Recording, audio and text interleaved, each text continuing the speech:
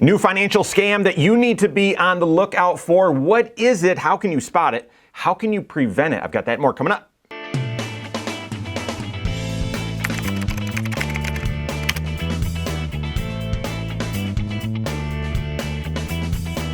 My name's Mike Bernard. I'm the host of the Wise Money Show. I'm also one of the certified financial planners right here at Korhorn Financial Group. Make sure you hit that subscribe button, turn on notifications, and smash that thumbs up button as you are making progress in your financial life. Obviously, financial strategies are, you should put in place to help you build wealth and have a strong financial foundation. And unfortunately, it's a lot of really intelligent people using that intelligence in the wrong way, trying to defraud you out of your finances as you're making financial progress, trying to derail you. Identity theft attacks or scams, they're out there, and you need to be diligent. You need to be aware of them and be on guard. Okay.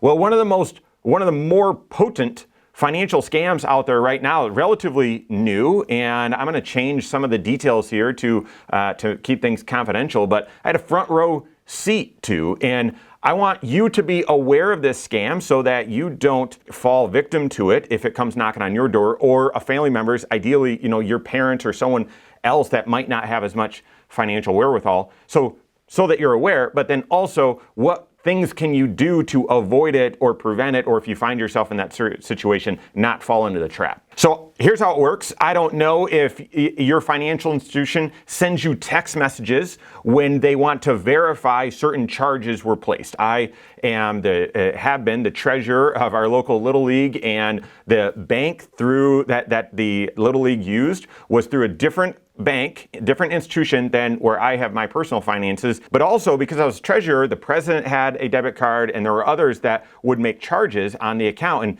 as treasurer, I would review all of that stuff to make sure everything was appropriate and then categorized correctly and on budget and all that sort of stuff. But I would get alerts. Hey, did you just spend $215 at such and such place? And then I would get that text, and I'd have to reply yes or no. Yes, that was me. That's a legitimate charge. Or no, please block it. That seems like it was a fraudulent attempt. I have no idea if your financial institution does that or not, but this is more common. Well, here's the scam. That you receive a text message from your financial institution saying a charge was just placed on your credit card or through your checking account for this amount at this place. Reply Y if this is you and you authorize this transaction. Reply N if this was not you and you want to decline the transaction. And so sure enough, when you receive that, I know what's going through your head. You're thinking, oh no, someone's trying to steal money from me. Someone's trying to charge or place a charge that's not me. And then your emotion is fear. And yeah, I think mostly fear, maybe frustration and anger as well. And then your do is, let me get rid of this as quickly as possible before this charge comes through. So it creates this sense of urgency. And so when you reply N, no, there's a response that says, okay, a team member will contact you momentarily to remove this charge from your account. And your response, oh, relief, oh, thank goodness. And then you receive a phone call from what you think is your financial institution, and they're going to verify your identity, confirm a few things with you, and tell you, all right, now we'll remove that charge from your account. Here's the problem. The individual contacting you is not your financial institution, and them verifying your information so that they can remove this charge is actually their attempt to get information from you so then they can make charges or steal money from you. An innocent text which appears to be from your financial institution is not from your financial institution at all. And therefore, you're walking right into the trap of saying, no, this was not my charge.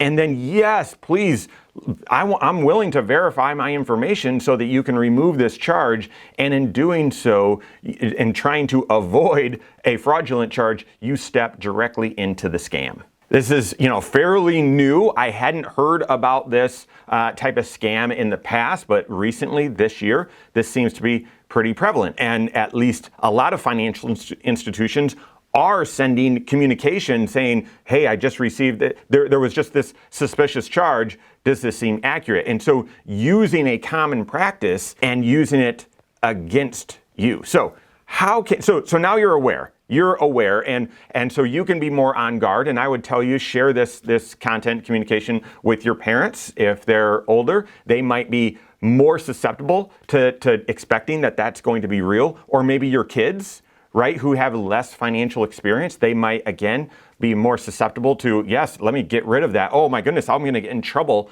if someone charged that much, something like that. So now you're aware. But then what can you do to prevent or avoid? Well, if you receive this sort of text or communication, because I actually have recently, first, you need to verify that that's authentic. And one way that you do that is, does my financial institution communicate with me that way? Have they ever done that? Now, one of these banks, again, for this little league, that's how they did it, okay?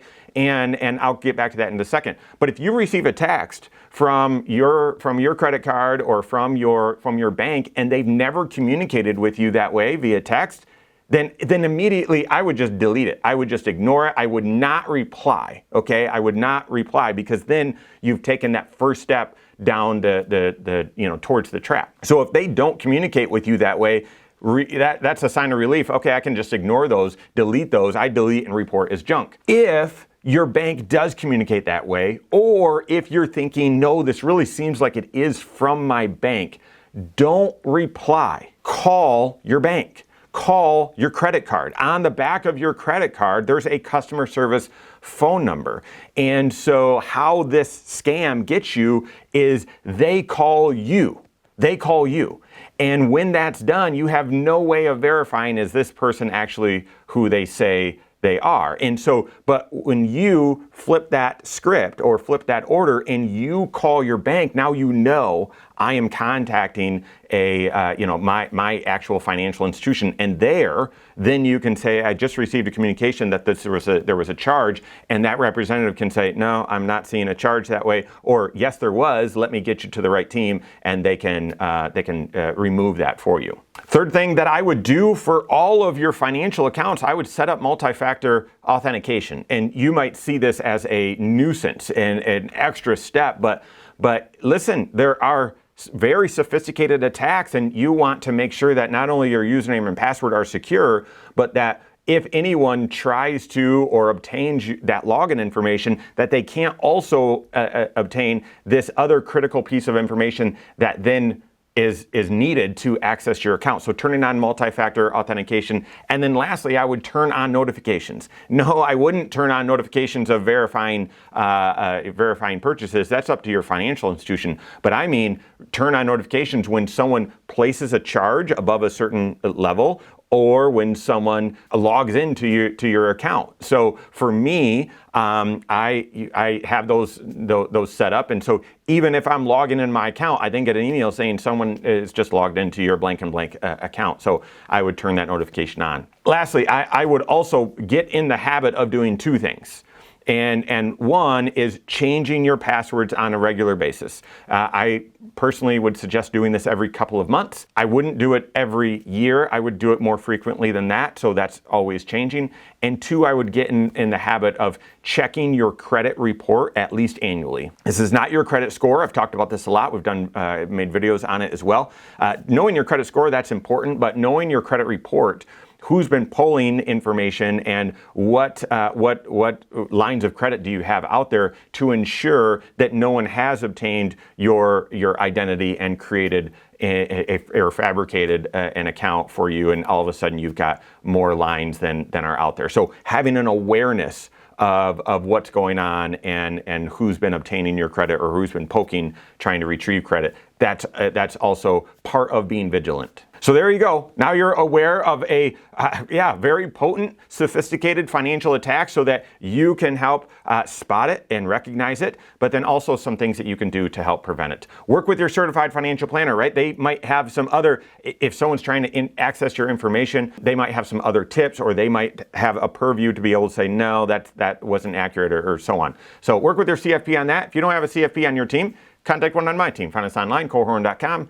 That's Korhorn with K, wisemoneyshow.com. You can find us there as well, or send us an email, info@korhorn.com. All right, there you have it. Go out and take your next wise step in your financial life.